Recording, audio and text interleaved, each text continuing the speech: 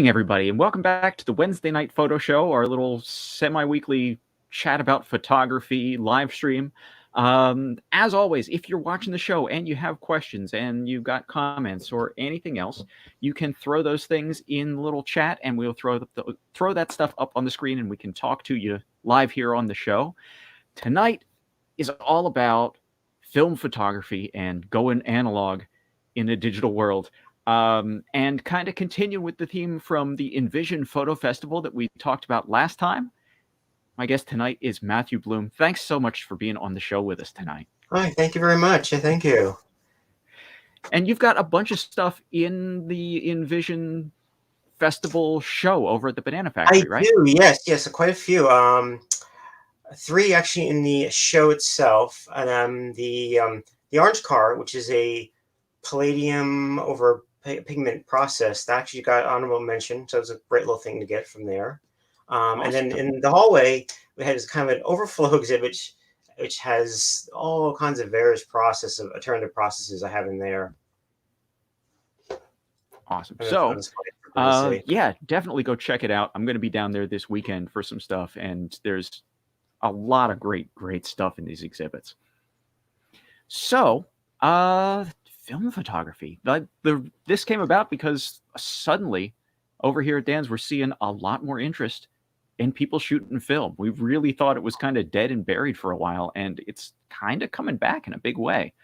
So I immediately thought of you for this kind of thing because I've seen your work for years.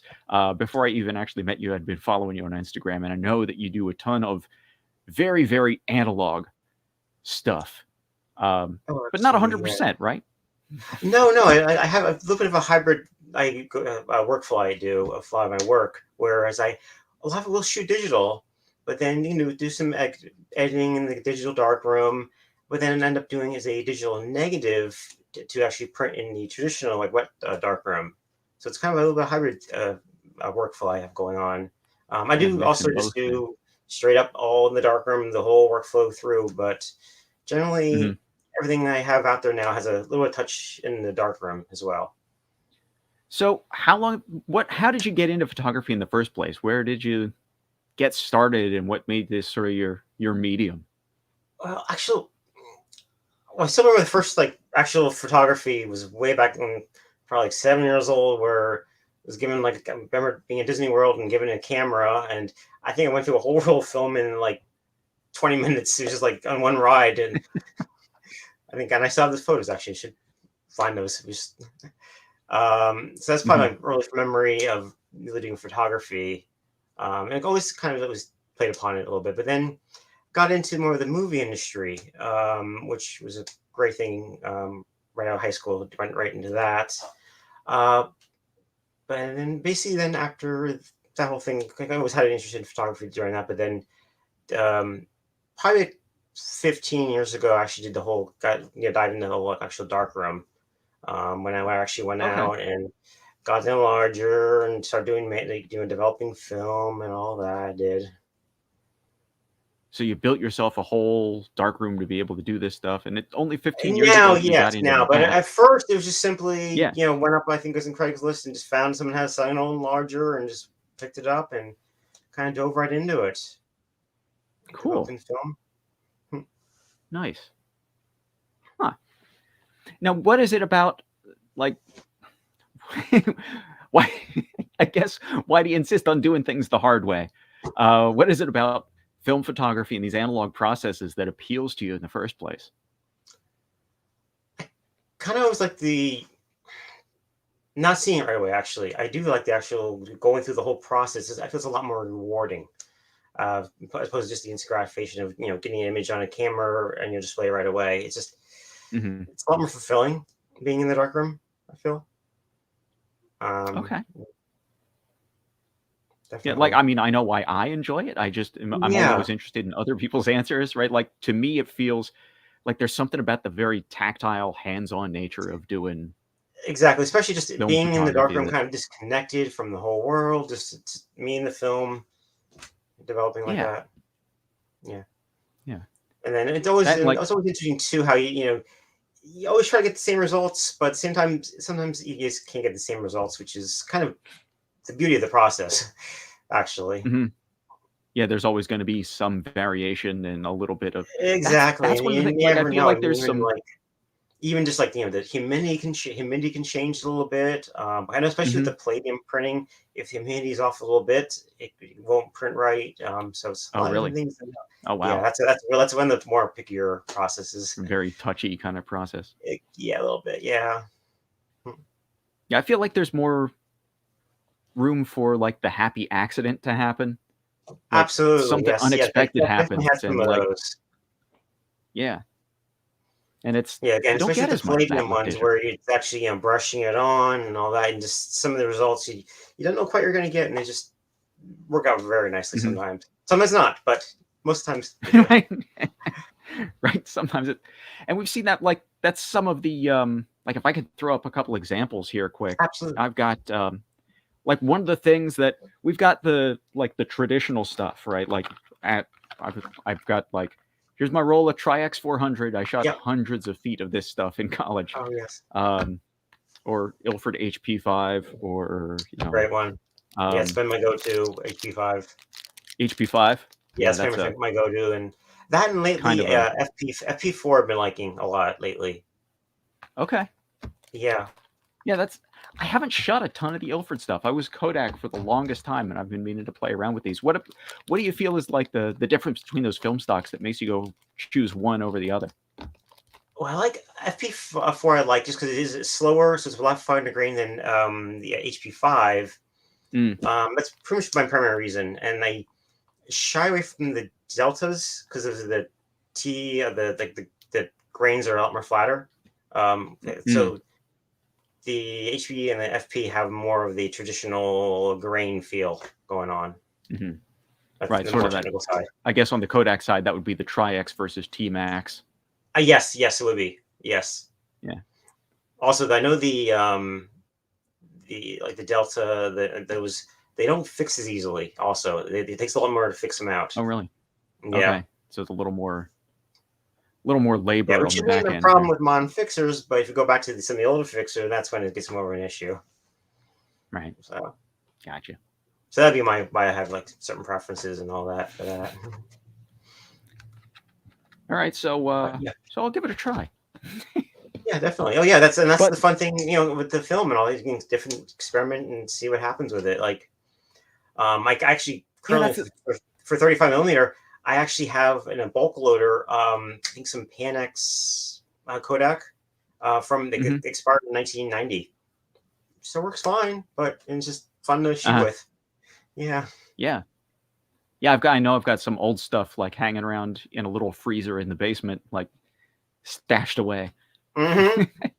Yep. Also, yeah, actually, even HP5, but on 16 millimeter, which I think again is from the 90s, but it's been in refrigerator and it'll get used.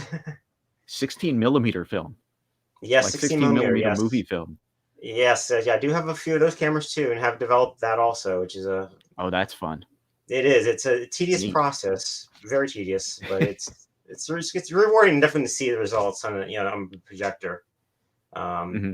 yeah, it was a G3 reel to reel processor. We just put the spool on one side and pour the chemistry in, spool it back a couple times, back and forth. Crank it around back and forth. It's about a 2 hour process, depending on the development, what kind of development you're doing.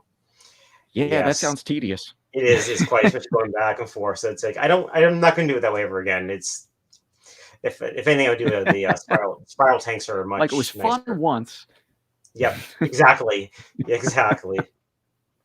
Yeah, then yeah, actually that one actually had a happy accident where I somehow solarized the film. I think when during development, it must have had a little bit of light going on, and the 16 millimeter got solarized, where certain things had like a the blacks got like she turned like really highlights got almost got reversed. It was really a neat effect. Interesting. So just and Yes. again, that's not something you'd have ever planned for. It's just Nope, not something at that all. happened Actually, during the been a developing happy of accident, and luckily it was a test yeah. reel, so it didn't matter. And it was like, well, that's a neat little effect. Yeah. Interesting. Yeah, that's the thing is Yeah. like I guess with digital, the sensor that's in my camera is always going to be the sensor that's in my camera. Exactly. Yes, which Right. is great And for with certain like things. I can, Depends what you're doing, but yeah. especially for commercial work or when you need to be Oh, reliable, sure. but have some fun and be artistic and all that. That's what's supposed to be fun to have the films. You can change up Yeah. the film real easy. Hmm. Just whatever you can almost change one camera into a whole other camera the way it acts just by changing the film out, which I All think right. is So really let's neat. talk about the camera a Yeah. little bit. Like now this is my first real camera. This was my Nikon FG that I got probably somewhere in junior high school, and it got me through college. I shot this thing for years and years. Oh yes, great Um, camera. and a bit of a brick too. I mean, Oh yes, you could drop this thing off a cliff and it'd be fine. might break the cliff. But if somebody's starting out in like they say, okay, this film thing sounds interesting. What advice would you give to a new film shooter, or maybe somebody who shot film years ago and is kind of looking to, yeah, maybe I'll give it another shot. Okay, well, first thing, of course, is to actually find the camera, if you don't already have it, and Hmm. definitely always check it out before you actually load it with film. Usually, you can have the back open and just make sure the shutter is working correctly. Mostly checking to make sure the shutter works, like that.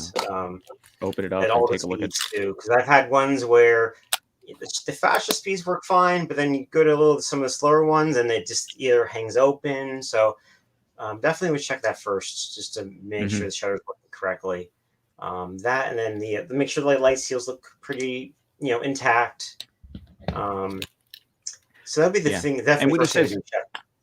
right, when you say light seals, we're talking about there's little foamy gaskets down here, and I can see that. Like I haven't shot with this camera in a while, and they're looking a little rough. Like they're a little beat, and I should probably get those replaced, or I'm going to wind up with some light leaks and little streaks in there. Yeah, but then that could be a happy accident. Got a little effect going on. Could be Yeah, fun, like, but ideally you don't want that. yeah.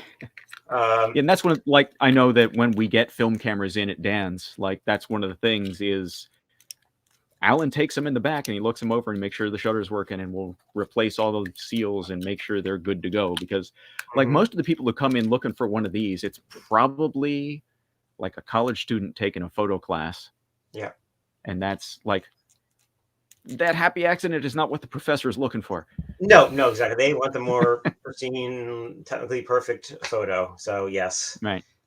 But yeah, from there, I'd just recommend basically shooting a roll off, and probably sending it to you guys like Dan's to get developed. Probably be the best way to go first to make sure you're getting exposure right, making sure the camera's working fine.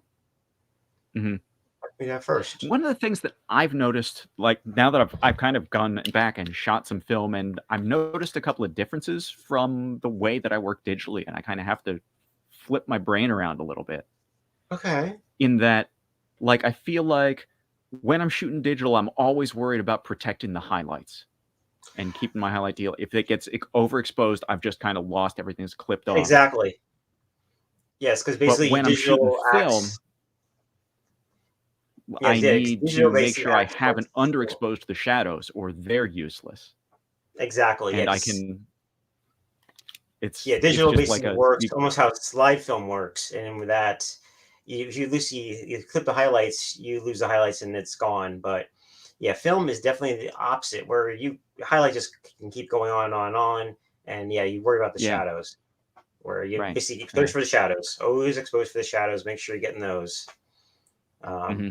but then yeah, Right. Because I feel like I can always pull back highlight detail, especially on like, I mean, yes. Yeah, it's Tri-X it's or something. I really can hard really to it's beat it really up. hard to overexpose the highlights in film. Really hard to Hmm. overexpose those. Again, that's also then you can really get into the dark rooms of the developer also, because certain developers are better for keeping the highlights. Sure. Yeah, Yeah. And then but if you really get into developing it yourself, then you can get into tinkering with the chemistry and playing around with all that stuff. exactly. Yes, yes. It's a never-ending rabbit hole that you can go It down. kind of is. Yes, exactly. Like for example, like my favorite developer I make is a D23. It's kind of a really old school developer, really simple, only two different Oh, yeah. Okay. ingredients. But I think I really like how it works. It's a little bit slower again. It takes about like 12 minutes to develop a roll or sheet film or whatever you're doing, but Mhm. it just the shadow detail just was really great. I'm really happy with that developer. Nice. But then there's always good old like a D76. That's probably Mhm. the best one to go toward. Like the standard Kodak developer, That is and the it still works standard great. and tried and true. Yep. It actually really does work really great. You can go over different places, different types, but that works very well.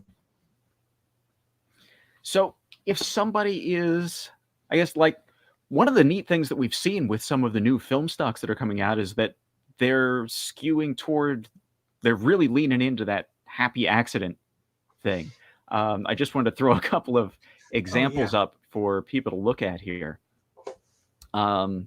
because you can get, like, we've got the normal film, the stuff I just held up, but there's also the weird stuff, and this is some of the film brands are called Double is this one, and Okay. it skews everything into these warm tones. I see that. Yeah, Or like there's another one that's got, it's almost like it's got these weird overlays of, I think this one's called Jelly. It's got these overlays of color almost. that kind of Oh, leans in a real weird direction. So there's these sort of special effects going on.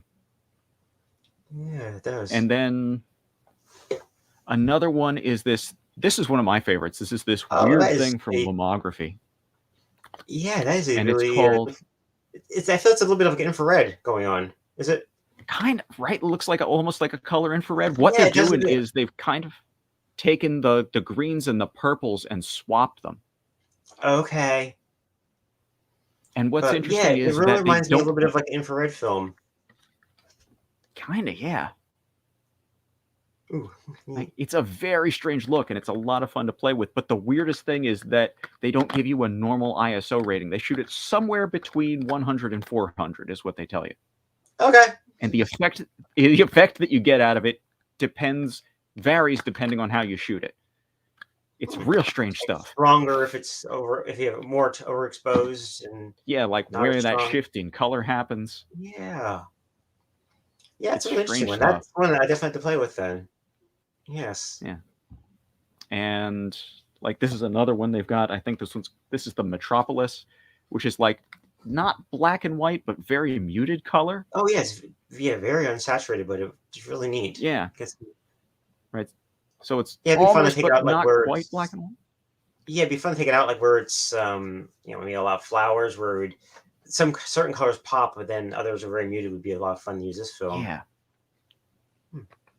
And the neat thing is that this is also available as 120, so I can put it in like my favorite weird cameras, as opposed to like just the 35 millimeter stuff. I've got this guy, so I can use like one of my favorites here.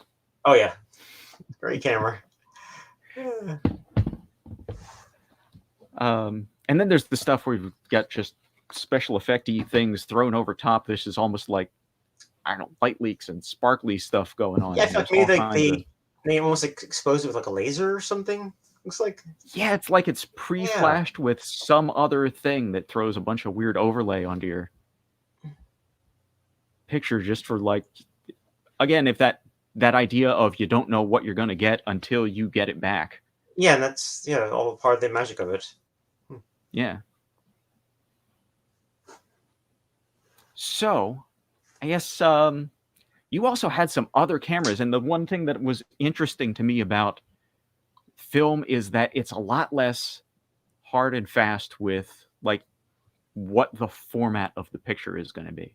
If I Yeah. shoot my digital camera, like, I love it, I use it every day, but like the picture is always that 2:3 proportion, and it's going to look like, this is the shape of the picture and this is what it's going to be. Film is just a plastic thing with light sensitive stuff on it, So you can do a and lot of you different things. can mess around with that, right?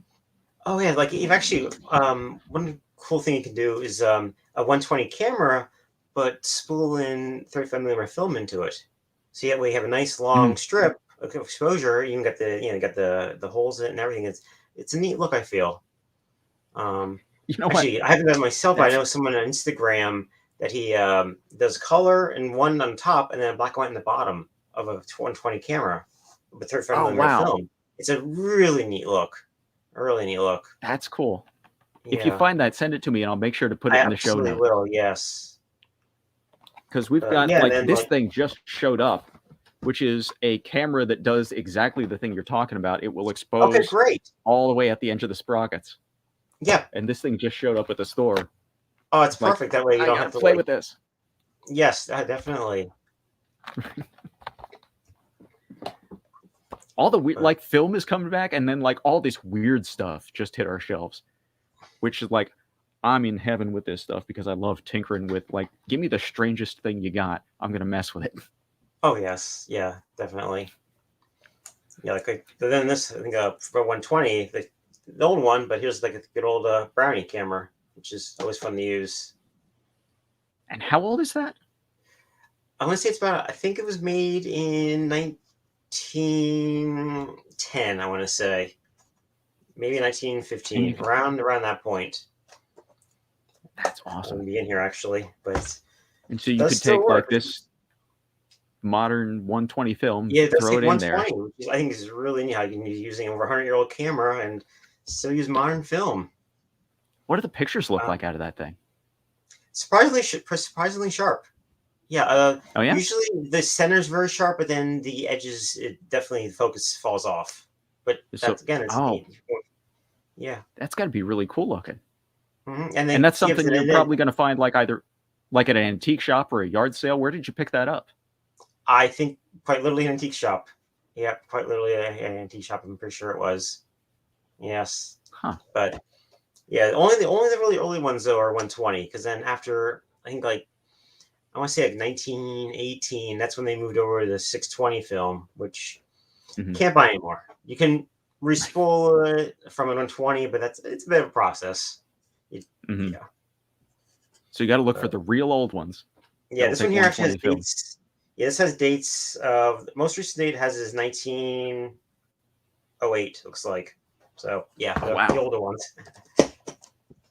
And that's kind of, there's something I really like about the idea that there was this thing that was sitting in a shop gathering dust, and they expected that it would probably just sit on a shelf till the end of time, and you're Mm-hmm. taking it out and using it as a tool to make pictures. Yep, still works. And I forget the aperture, but I'm pretty sure I just used Sunny 16 working with it. I mean, like I think I just did like I'm gonna say a 100 speed film and just did it outside like that, and work the exposure was Mhm. finished right on. Hmm. I think it actually Right, does have like aperture. Yeah, assuming it that does you're have probably aperture going to control shoot it on a too. bright sunny day. Yes. Oh, I'm sorry. What was that? Oh, it actually does have They actually do have aperture control. Like on the top here, there's a little thing that slides up.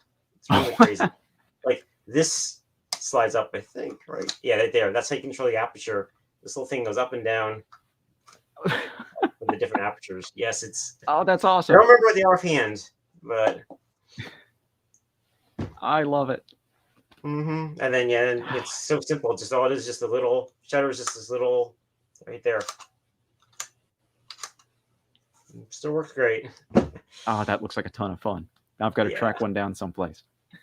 Yeah, and then actually the one I do have another one which I don't even remember film format it's for. It's for a larger film format, one that's long, discontinued. But that one I've used for dry plates, like what kind of like wet plate collodion, but the dry version of it.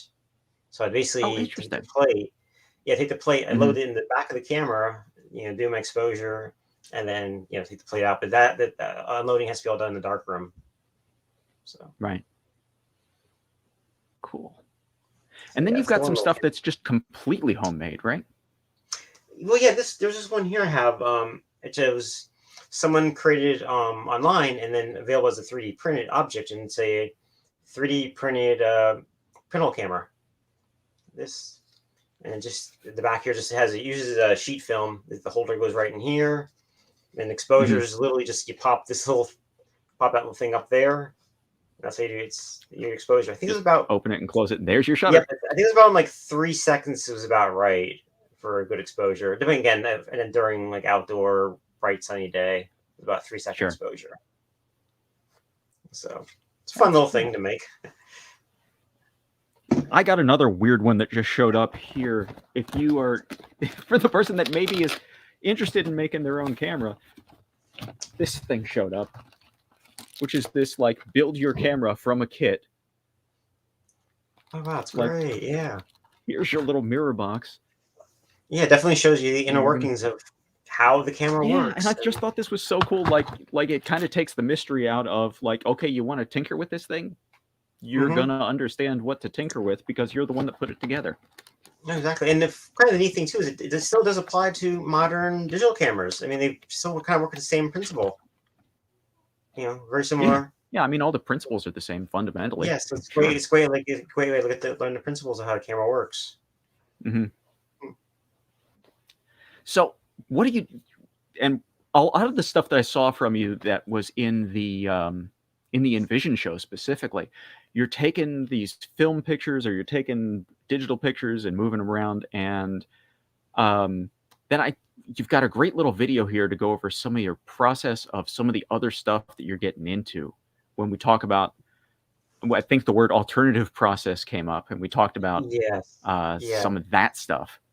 So I'm going to run your little video that you sent me here, and Okay, I'm great. going to ask you to kind of walk us through exactly what's going on here and what this printmaking looks like.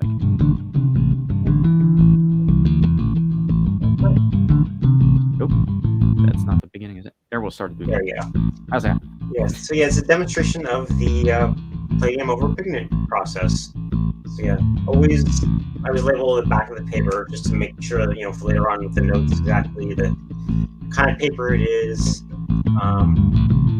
So this is basically printing out in a traditional or modern printer or with the pigment, the color. And this is cool because this is really a super combination of that like digital plus so analog. basically right? the original image was shot digitally, but then I do a separation in Photoshop where the colors are just printed out in an inkjet printer, but then black using the digital negative is done in the darkroom. So then this is the process of coating the paper with the palladium solution. And for people who are unfamiliar with the like historic processes, what we're looking at is basically making your own photo paper at this point, right? You're Exactly. making the light sensitive thing. Yeah, this is one of the most very popular technique from the 1880s to like 1910 is when this was a very used process. So yeah, this is basically aligning the negative there. Okay, so the negative goes over top. Exactly. And basically have a UV box there that it's basically equivalent to sunlight. It'd be like just putting it out in the sun, but this is a lot more controlled. Right. Yeah, like the UV box, the ultraviolet lights here are not gonna like go behind a cloud and mess up your exposure. Exactly.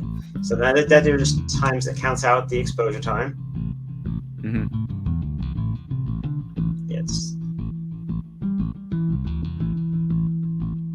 That's a pretty snazzy looking exposure box.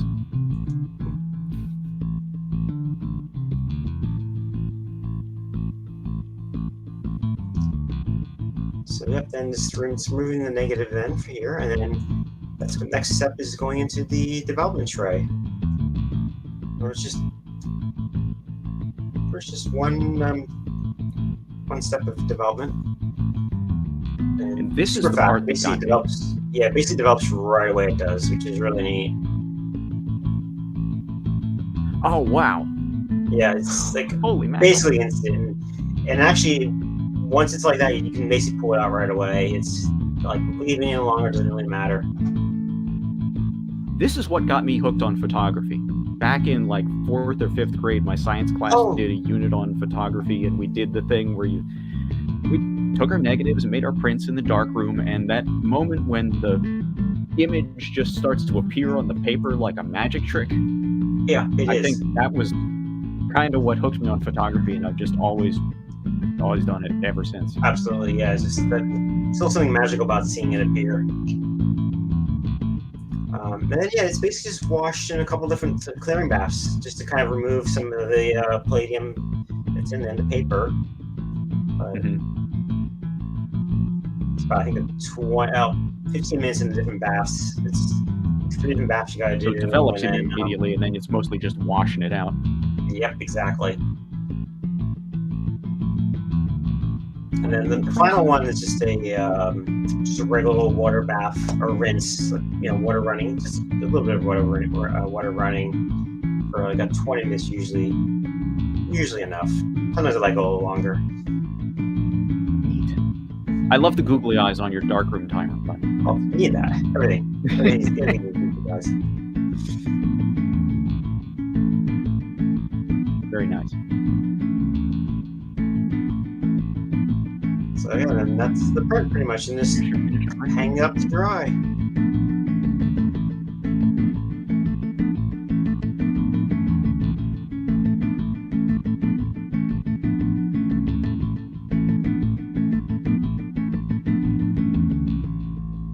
So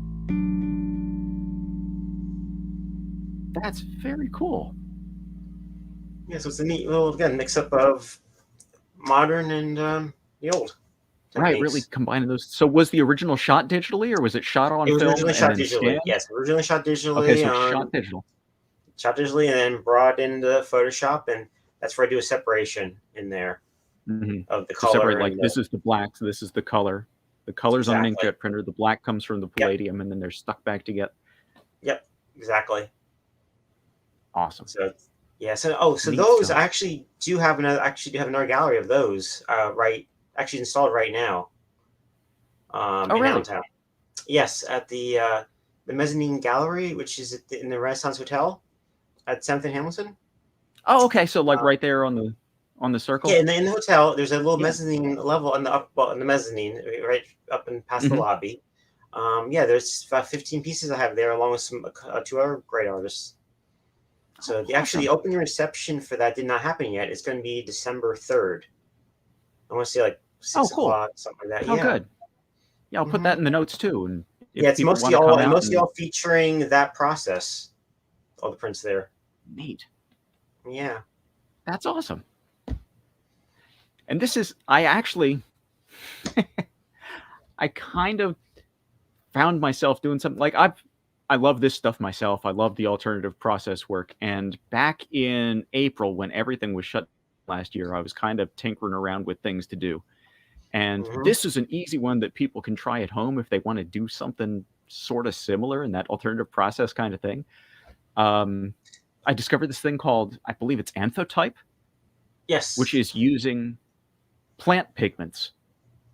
And so what you do is I used turmeric, which is get that real strong yellow. If you've ever cooked Indian food and managed to stain your hands yellow, this is what we're talking about. Mixed with a little alcohol to make like a tincture that has a strong yellow dye, and then spread it on the paper, and it dries almost immediately because the alcohol evaporates. And then you can put stuff down on top of it. What we're doing is relying on the sun to kind of bleach out the dye, right? Because it just fades in the sunlight, and what you're left with is the shadow of the thing. But then you can make it more permanent by washing it out in borax, and it fixes the image. And it was just this super simple alternative process that you could kind of do in your kitchen sink. And maybe that's something we'll have to tinker with. Oh, that's great. Yeah. I've never tried that one. I know heard of it, but I never tried that one. Yeah, it was super simple, and it was just there's a sunny day, and I'm going to give myself something to do. Oh yeah, definitely. And I've got turmeric in the spice cabinet. I can do that. Yeah, then probably yeah. Oh no, go ahead. Yeah, I was gonna say, then probably actually the most probably the most simplest of the alternative processes I really enjoy is just cyanotypes. The basically those are the blue ones. Yeah, because they're very simple, and I feel you can get the chemistry very easily. Or the kits form are very readily available. Yeah, and I'm going to grab I got some samples here, which are your samples. So if I grab this one off your gallery here, we can show people what you're talking about when you talk about cyanotype. They look like this. Yes, good example. There you go. Yeah, and So then this is like that is a digital negative also, where it is from a digital that's what I was source, going but to then ask. it's a yes printed out on a negative. Mm-hmm. So when we say you're making a negative, you're inverting the image in Photoshop so the blacks are Yeah, white and the whites basically, are black. I mirror it so it's prints the correct way because it's Oh, sure, or right. else Like if you we got don't to mirror flip it, it. yep, you gotta flip it because if you don't Yep. do that, it'll be reversed, and then it also Mm-hmm. invert the colors. Right. That's mostly the basics of it. To get into it more, then there actually are a lot of curves you got to change, so you get the right slope of how everything looks, the tones and all that. But Oh, more or okay. So less, the you contrast could really just needs to be adjusted. yes, yeah. If you don't do that, the contrast can be off. But anyone who really could try this. They actually just do a simple invert, and do the mirror. Mm-hmm. And I haven't actually tried it, but supposedly you can actually just do it on plain old regular paper and then not even transparency and lay it over and now also work over top of it. Oh, yeah. I Yeah, it should. It haven't would never probably tried it take though. longer to expose because it's not letting as much Yes, light through, but it but should it work, should right? work. So I'm just saying that's another little process that people could try pretty easily. Um, Yeah. Neat. but yeah, that's kind of like my go-to alternative process. Like if I'm ever having problems with another process where it's not working, it's like that one just always works. It always works. It doesn't Pretty much, complain. you get something. Yeah. Yeah, I shouldn't say always because, but more or less. So yeah. But usually. Right. Yeah, and then it's neat because in that one you can actually do different toning. Like a couple of them I've toned in either tea or coffee, which Oh, works really great. okay. Gives a And nice it little kind of reacts with the it does. Yes, there's a reaction in there where it gives a different like a softer tone. mhm. If I'm remembering correctly, when we're talking about cyanotype, like now you're making chemistry. We're looking It at is. it's iron rather than silver, right? It is an iron. Yes, an iron process. It's yes. Yeah. It's all iron. It's just two chemicals. I cannot remember offhand, but it's just two different chemical solutions to get mixed together, coated on. Right. But I yeah, think the it's other thing that yeah. I almost forgot. You mentioned doing movie film. And this is another weird little critter that showed up at the store. This actually shoots. You put regular old 35 millimeter film in it, and turn the little crank to shoot little movies. It's a strange little beast, and you can make a little flip book out of it. This is another one of those things that I'm just dying to try out one of these days. Oh, absolutely. I think that'd be a lot of fun. You just do a short little animation or some different things you could do with that one. I'm kind of thinking like your like digital versus film thing, but in reverse. Like take this and shoot a weird little analog movie, but then turn it into an animated GIF that I can post online or Yes. something. Yes, exactly. It'd be really neat. Fun stuff. The other thing that I've been playing around with is like Polaroid kind of vanished, but Yes. Fuji has been upholding carrying the Polaroid legacy with their Instax stuff and little instant prints. Have you messed with that kind of stuff at all? Not that one. No, not Fuji. Not the modern one. I used to use the Fuji when they're still making it for the pack film for like the Oh, right, the FP Polaroid. 100 Yes, something. exactly. Yeah, Which I don't think they even do. I know they were doing black and white for a while. I think they even stopped that. I'm pretty certain. yeah, But I think they I quit. have I I've, have I've a heard little bit stashed in a freezer. yes, but yeah, I used to do some of that in color. Was Hmm. really great results with that. I love shooting that. Yeah, yeah, So, but because none of the modern ones I've tried, but definitely should I've give it a go. started messing around with them a little bit.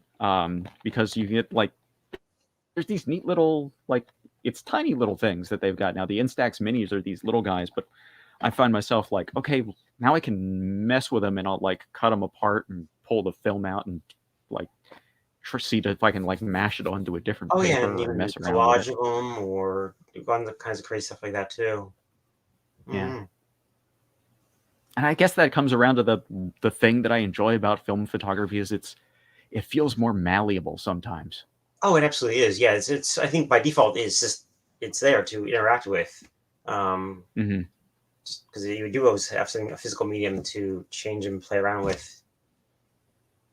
Whereas It almost digital, feels more like, I don't know, like art supplies, right? Like if I go into the Dick Blick store and I get paints or crayons or whatever, like it's a thing that I can mess with. Mm-hmm. Yeah, quite is. It definitely is. Actually, that reminds me, what was that thing that you were playing with? I saw you had a camera that you had adapted a little film back onto. Yes, actually, a Polaroid, which I have here. It's a big old, but great, a big old Polaroid 110, which is from the 50s, and used the roll kind of Polaroid film it used, which actually would roll it out. But basically adapted it through, again, a 3D print that's been made available online. You can actually use 4x5 film in the back. So it's a very nice little camera. There you go. Yeah, unfold that thing and show people what it looks like, because Here's that's the back of it. Basically, the film, the film slides into there, and then the front this way is there. So it's a very portable little 4x5 camera it turned into. That's awesome. It just really looks super cool, and then you've kind of Frankensteined it into a modern tool. Yes, and it's something that's very modern, to very still usable, which is great. But yeah, it makes it for a great little camera you can use in the field for 4x, and that way you get the huge negatives, which I love printing with. And that stuff's still available. You can still get that film. Absolutely. Still processed. Yes. Yeah. So yeah, it's my little Frankenstein camera.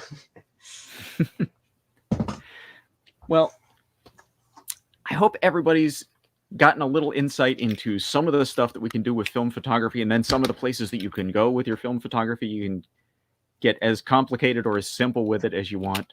Definitely. It's just so tactile and so enjoyable. I've kind of found myself getting back into it as we see more of this stuff going on. And I know, well, like you never quit, right? Like you've always done this. Yeah, again, I like having that little bit of mix between the two. Again, still shoot tons of digital because it's just that ease where especially that. Let's see, there's a couple actually where I've shot even just on my iPhone, but then printed out as a iterative process. I think actually on my website. Oh, no kidding. Yeah, if you go to my website, the album process. Yeah, let me pull that one up. Oh, sure, yeah. It's of the one church.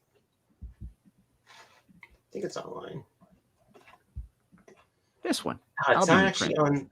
It's actually not in the gallery, but if you go back to the gallery, I should have it on there, but I don't.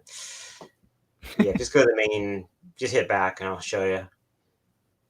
Yeah, that one there is that's just from an iPhone. Unfortunately, I can't really blow it up easily, but that's just shot my iPhone and then created a digital negative and print it as an album process, which is also albumin print is from when? This is also from 1880s, 1890s, around there, and it's definitely an interesting process. It is actually egg whites used, sensitized with a silver nitrate. So it's basically I'll take the paper, lay a bath, put a bath of egg yolks or whites. Egg whites. Yeah, egg whites, right? Just basically float it on there for a little bit, let it dry, and then I usually do 2 coats of that. Dry and the funny thing is the solution, egg solution, it actually gets better with age. So I have one, like a tub of it from like about 2 years ago. It still's fine. It stinks, but it works fine. No kidding. Yeah, that's awesome. So yeah, it just really it just really tickles me that you're using a process from 1880 to print your iPhone pictures. Yes. Yeah. Absolutely love it. Yeah. So basically, take the album in solution, let that dry out. Then it's basically floated on top of a silver nitrate bath. Let that dry, and then that's when you can do your exposure. Like That's all the so other ones, cool. pretty much. Yeah, so that's another one. Kind of like that process. It's just a fun one to do. I've never done that one. I'm gonna have to mess with it. Yeah, definitely. Neat stuff. All right. So, yeah. Well, yeah. So I would encourage anybody to give this a shot. If you haven't messed with film in a while, or maybe you're a newer photographer and you haven't messed with film ever, it's such a different way of working. And really, like, I love the way that using an older thing can kind of make me see things in a different way. That mixing up my process can kind of change my approach to photography and change the way that I'm looking at things. Yeah, and I always feel too, like when you're shooting black and white, you just visualize things so much different than if you're shooting for color. You know, look at the lines of an object a lot more. hmm So I definitely find Yeah. that too. Like, grab yourself a roll of black and white film and try it out. All right. So in the meantime, where can they find you? There's the two places where you've got stuff on display right now, right? We've got Yes, currently, where are your shows? yeah, the Banana Factory right now with the Party Envisioned Film Fest for this month. That not sure when it's going to be up till. I'm going to say until the beginning of December. That will be everything's going to be in place. And then the other one is the mezzanine gallery at the Renaissance Hotel in Allentown. Again, that opening that's opening is December 3rd. It's, I want to say 6:00. I think it is around that time. But basically it's all installed right now, so anyone could just go there now and check it out. But if people want to come and bug you and ask you questions about film photography, they can go find you on December 3rd. Yes, I'll be there for sure. Awesome. Well, thanks so much for joining us tonight. Thank you. This has been a lot of fun for me. It's a topic very near and dear to my heart, and I appreciate you taking the time to join us tonight. Thank you very much. Where can people find you if they want to see more of your stuff?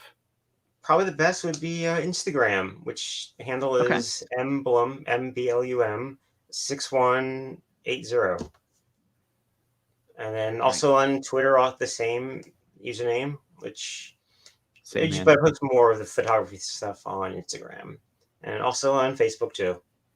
I have a page there. Right. But yeah, if you go to my webpage, which is also the Emblem 6180, it's all on the bottom of the page there too. So, all right, awesome. Well, I will post some show notes, and in the meantime, good night, everybody. Thanks for joining us. Go grab yourself a roll of film and an old camera, and go out and take some pictures. A very old camera in some cases. Yes. All right. Once again, thanks for joining us. Have a great evening.